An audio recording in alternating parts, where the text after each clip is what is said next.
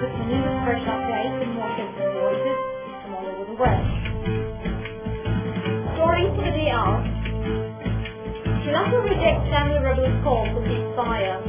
The European Union gives Africa 120 billion shillings to tackle this crisis in Africa, and Iraqi authorities reopen Abu Ghraib prison.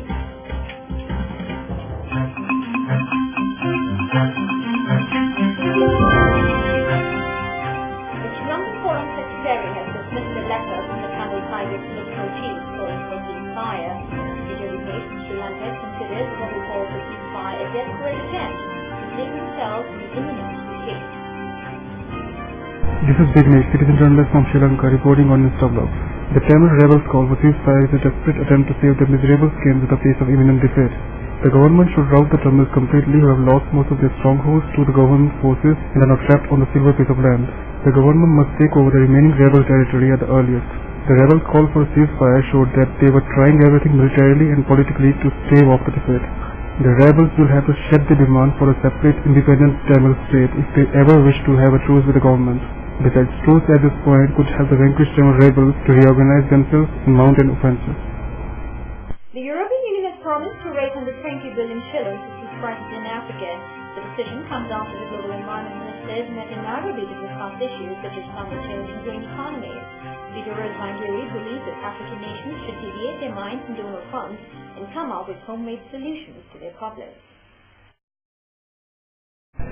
This is Report-25-Feb, a citizen journalist from Kenya, reporting on Instablogs. Africa will wholeheartedly appreciate the gesture since the crisis has driven more than 110 million people to poverty globally.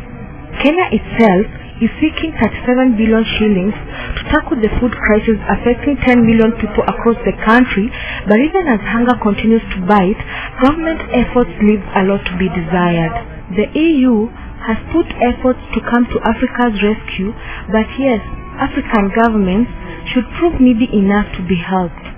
Kenyans are not even sure whether the said cash will benefit the affected as it should. African nations should now rise up to the occasion and come up with homemade solutions to their problems and not be too preoccupied with how developed countries can assist them in solving their problems. I believe we can find a local solution if we would divert our minds from donor funds. Iraqi authorities have reopened the infamous Abu Ghraib prison after it was shut down following reports of torture and sexual abuse of Iraqi prison inmates by United States Army personnel. DJ has more on the story. This is Rad Abu Zariq, reporting for the Instablogs from Jordan. The Director General of the Iraqi reopened Abu Ghraib prison stated that the prison is officially open and hundreds of inmates are present. Abu Ghraib was closed after the exposure of pictures of the American jailkeepers while torturing and sexually assaulting Iraqi prisoners. The reopened prison is now named Baghdad Central Prison and will contain many facilities that are meant to make the lives of those prisoners more comfortable. This goes as a desperate trial to help people forget the crimes committed inside that prison by the American army and under their supervision, while totally forgetting that what goes around comes around. If you want your voice to be heard by millions, let Instablogs be your choice. You can contact us at cj@instablogs.com. That's all for today's show. We'll be back with fresh updates and more citizen voices. Till then, it's goodbye and a very happy new year from the entire team of Global Report.